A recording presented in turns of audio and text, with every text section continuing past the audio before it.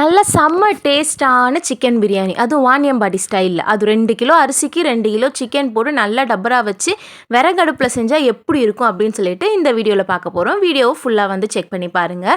இத நீங்க வீட்ல கண்டிப்பா செஞ்சு பாருங்க. உங்களுக்கு டேஸ்ட் ரொம்பவே பிடிக்கும். எந்த வந்து எக்ஸ்டர்னல் மசாலாஸ் எதுவுமே கிடையாது. கரம் மசாலா, பிரியாணி மசாலா அது மாரி எதுவுமே இல்லாம அழகா வந்து வீட்ல இருக்க மசாலாஸ மட்டுமே வச்சு கீழ இருக்க நெருப்ப அள்ளி மேல டம் போட்டு அழகா டம் உடைச்சு சாப்பிட்டு பார்த்தோம்னா செம்ம டேஸ்ட்டா இருந்தது. நீங்க கண்டிப்பா இந்த வீடியோவை ட்ரை பண்ணி பாருங்க. ஃபஸ்ட்டு நல்லா வந்து அடுப்பு எல்லாமே வந்து பற்ற வச்சாச்சு. பற்ற வச்சுட்டு கல் வச்சு அது மேலே டபரா வச்சுட்டு எண்ணெய் நெய் ஊற்றியாச்சு. இதோட எவ்வளோ மெஷர்மெண்ட்டில் நாங்கள் எல்லாமே ஆட் பண்ணோம் அப்படின்னு சொல்லி வேணும் அப்படின்னா கீழே வந்து கமெண்ட்டில் ரெசிபி அப்படின்னு சொல்லிட்டு சொல்லுங்கள். நான் உங்களுக்கு எக்ஸாக்ட் மெஷர்மெண்ட்டோட பண்ணுறோம். ஏன்னா நாங்கள் எல்லாமே வந்து மெஷர் பண்ணி தான் ஒவ்வொரு விஷயத்தையுமே வந்து இதில் ஆட் பண்ணோம். ஏனோ தானோ அப்படி சொல்லிட்டு கையில் வந்தது எல்லாமே தூக்கி போடலை.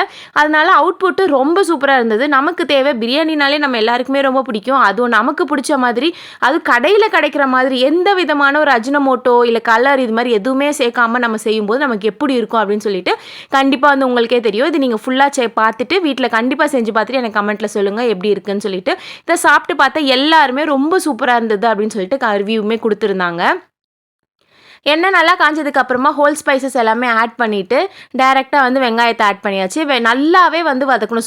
சுருள வதக்கும் போது தான் அதோட டேஸ்ட்டு ஃப்ளேவர் எல்லாமே வந்து எண்ணெயில் இறங்கி பார்க்குறதுக்கே ரொம்ப சூப்பராகவே இருக்கும். வெங்காயம் நல்லா வதங்கினதுக்கு அப்புறமா இஞ்சி பூண்டு பேஸ்ட்டு 100 கிராம் இஞ்சி 100 கிராம் பூண்டு அளவுக்கு தான் வந்து அரைச்சிருந்தோம்.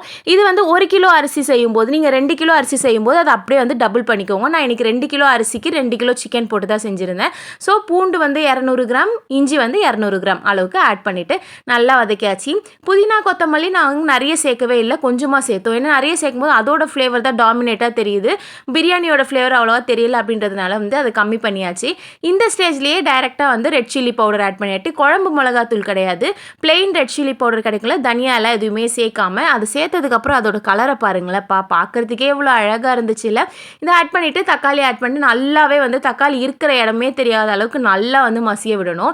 நல்லா அது வதக்கிட்டே இருக்கணும். ஏன்னா என்ன கொஞ்சம் வந்து கைவலி தான் வரும். நம்ம கேஸில் செய்யும்போது இது ரொம்ப ஸ்லோவாகவும் ப்ளஸ் அந்த அளவுக்கு நமக்கு வந்து பிரியாணியோட டேஸ்ட் இருக்காது அப்படின்றதுனால தான் டேரெக்டாக வந்து விறகு பற்ற வச்சு அடுப்புலேயே வந்து வெளியில் கல் வச்சே செஞ்சாச்சு.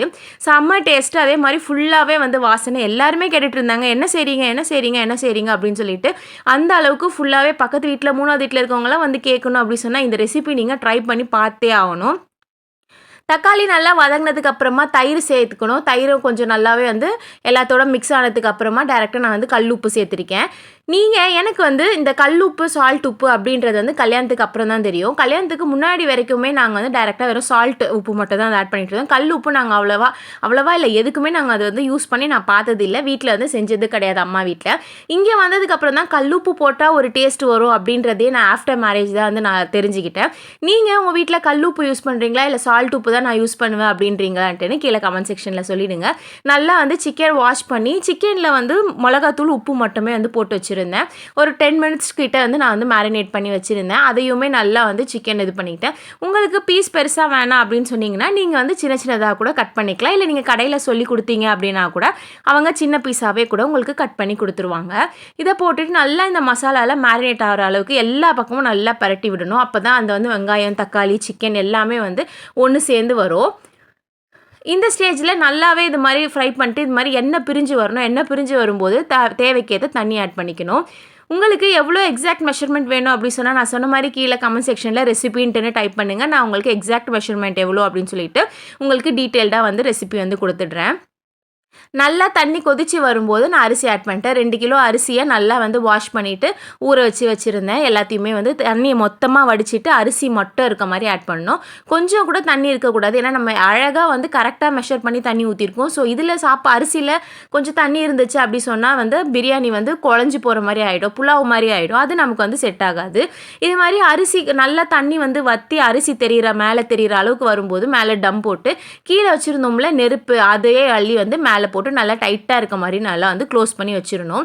க்ளோஸ் பண்ணி ஒரு 20 நிமிஷம் நல்லா தம் போட்டதுக்கப்புறமா ஓப்பன் பண்ணி பார்த்தீங்க அப்படி சொன்னாப்பா சரியான வாசனைங்க. நீங்கள் சொன்னால் நம்ப மாட்டீங்க.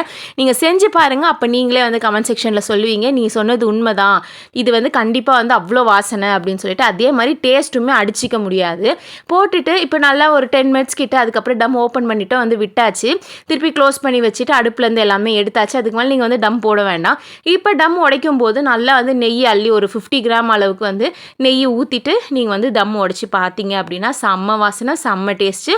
நீங்கள் இதை வந்து கண்டிப்பாக நீங்கள் வந்து செஞ்சு பார்க்கலாம். நான் வந்து கேரண்டியாக சொல்கிறேன். கண்டிப்பாக இந்த மெஷர்மெண்ட்டில் நீங்கள் செஞ்சு பார்த்தீங்க அப்படி சொன்னால் உங்களுக்கு டேஸ்ட்டே சூப்பராக இருக்கும். பார்த்தீங்களா, அரிசி எதுவுமே வந்து அடிப்பிடிக்காமல் நல்லா உதிரி உதிரியாக பொல பொலன்னுட்டுன்னு சூப்பராக இருந்துச்சு. சாப்பிட்டு பார்த்து எல்லாருமே வந்து ரிவ்யூ வந்து சூப்பராக இருக்குது, கடையில் வாங்குற மாதிரியே இருக்குது, வாணியம்பாடி ஸ்டைல்லே இருக்குது அப்படி சொல்லிட்டு. நான் ஆல்ரெடி ஒரு வீடியோ போட்டிருப்பேன். மடிப்பாக்கம்ல நாங்கள் வந்து ஒரு வாணியம்பாடி ஹோட்டலில் வந்து சிக்கன் பிரியாணி வாங்கியிருந்தோம் அப்படி சொல்லிட்டு. அந்த டெக்ஸ்சர் அந்த ஃப்ளேவர் இந்த பிரியாணியில் அப்படியே இருந்துச்சு. நாங்கள் வந்து நம்பவே இல்லை. இது கூட சிக்கன் லாலிபாப், சிக்கன் 65 எல்லாமே வச்சு கத்திரிக்காய் தொக்கு, தயிர் பச்சடி எல்லாமே வச்சு சாப்பிட்டோம். செம்ம டேஸ்ட்டு. இந்த கத்திரிக்காய் பச்சடிலாம் அப்படியே ஹோட்டல் ஸ்டைலில் இருந்தது. ரெசிபி வேணும்னா கீழே சொல்லுங்கள். பாய்.